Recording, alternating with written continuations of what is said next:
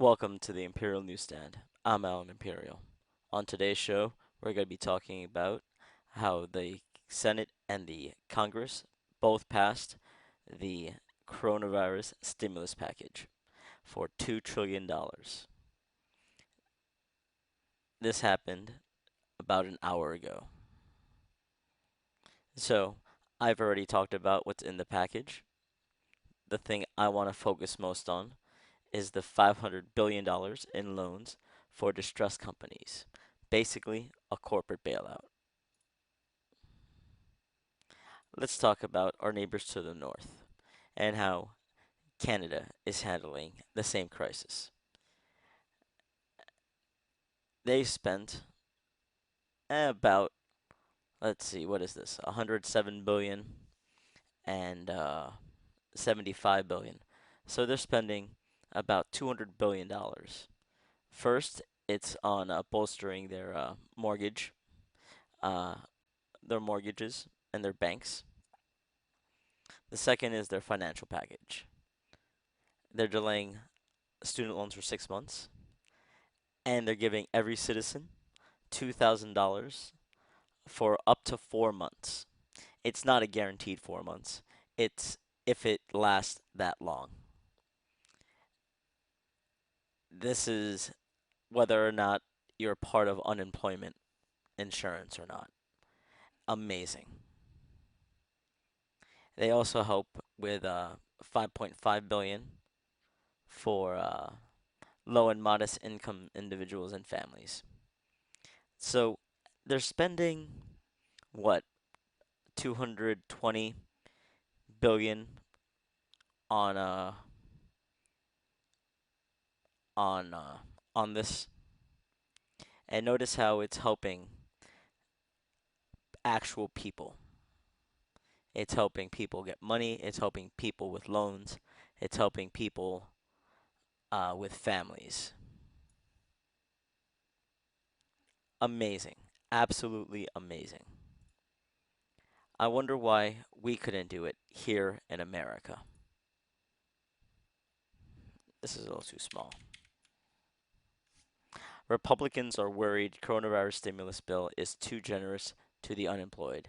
This was a few days ago on March 25th, and today is the 27th. Let's focus in on something that Graham told reporters. Uh, the bill pays you more not to work than if you were working, noting that it would provide the equivalent of about $24.07 an hour in South Carolina versus the state minimum wage of $7.25 an hour. If the federal government actually incentivizes layoffs, we risk life-threatening shortages in sectors where doctors, nurses, and pharmacists are trying to care for the sick, and where growers and grocers, truckers and cooks are trying to get food to families' tables. I mean, let's hear what politicians really have to say about this.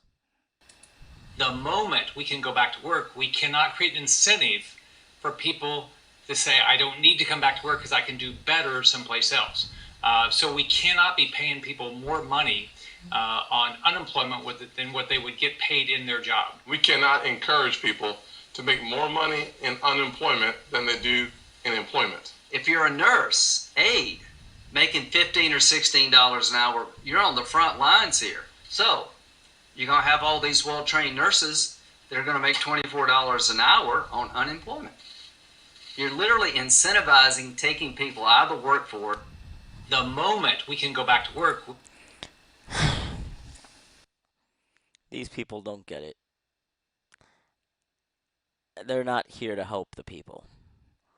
I mean, I think they're just trying to help their friends in high places. Here is something from Bloomberg, again from 2 days ago. Billionaires want people back to work. Employees aren't so sure. This is said by a billionaire. The damages of keeping the economy closed, as it is as it is, could be worse than losing a few more people, said Galciano, founder and chairman of the payroll processor Paychex Inc. I have a very large concern that if businesses keep going along the way they're going, then so many of them will have to fold.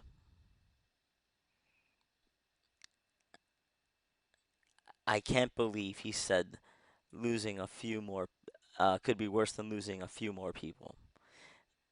He's talking about lives. What a callous thing to say. Uh, this is what what what billionaires think of people who aren't billionaires. Just some number on on a on a spreadsheet didn't curse. I mean, President Trump said it himself.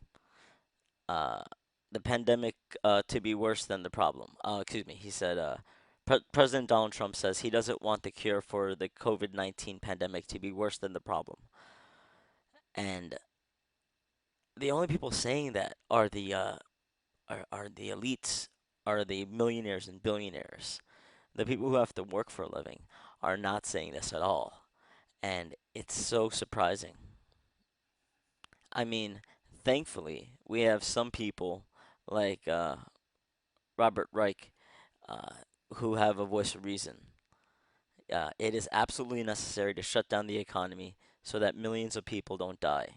For the privileged among us to fail to see that and to give the economy precedence over this public health emergency is morally reprehensible. I just can't believe that these people that are elected into office, like like this guy right here, Senator Graham, he's so worried about corporations that he wouldn't give more to the people actually in need, and he has to give $500 billion to his billionaire buddies just so that way they don't feel left out. I can't put into words how angry I am. How our neighbors in the north, they got it. They understand. Uh, they understand people need help right now, on top of the normal unemployment insurance, because they understand this might go on for a very long time, up to 4 months in Canada. They're providing extra help. We're getting a one-time payment here in America on top of unemployment insurance. The unemployment insurance is a good thing, but I don't think it's enough. Our neighbors to the north in Canada, they get it. And I just can't understand why we couldn't follow their model even just a little bit. We're not even getting 20% of what they're getting in the type of help uh, that their citizens are receiving. Mm. And then you have billionaires who don't mind uh, losing a few more people because it's the better of two evils. No, it's not. Oh, you lose some monetary value versus a life. Because I guess in this person's eyes, Tom Galasino, Galisa- Galisano, whatever, I don't care. I guess this guy knows the value of a life. What a jerk.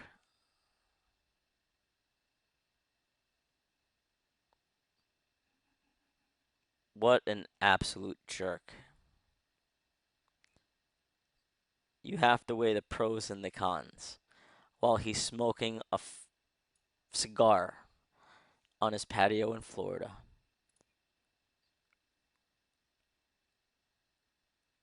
I just can't believe that these people think like this, and that's why I think America is getting Americans are only getting a one-time payment of $1,200, as opposed to our neighbors in the north getting a total of up to $8,000. The moment we can go back to work, we cannot create an incentive for people to say, I don't need to come back to work because I can do better someplace else. So we cannot be paying people more money on unemployment than what they would get paid in their job. We cannot encourage people to make more money in unemployment than they do in employment. If you're a nurse, aide, making $15 or $16 an hour, you're on the front lines here. So you're going to have all these well-trained nurses that are going to make $24 an hour on unemployment. You're literally incentivizing taking people out of the workforce. The moment we can go back.